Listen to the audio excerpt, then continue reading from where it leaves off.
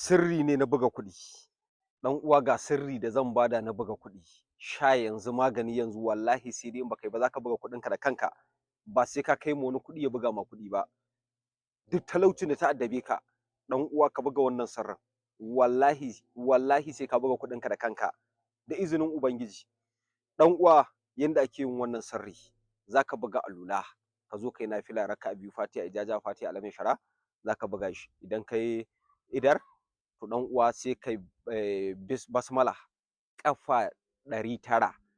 Basmala kafa 900 za ka yi ta. A 100 ne babu. Sai kai salatin annabi kafa 100 ba goma, kafa 90 kenan. Sai ka koma kudu kai wannan basmalan shi ma kafa 100 ai kafa 900. Sai kai salatin annabi kafa 100 ba goma. Duka wannan bangare hudun, kudu yamma arewa duka za ka yi wannan abubuwan. Yanda ka ji an faɗe shi haka, to dan uwa sai ka dawo ka kalla gabas, ka ɗaga hannu akan biyan bukatunka.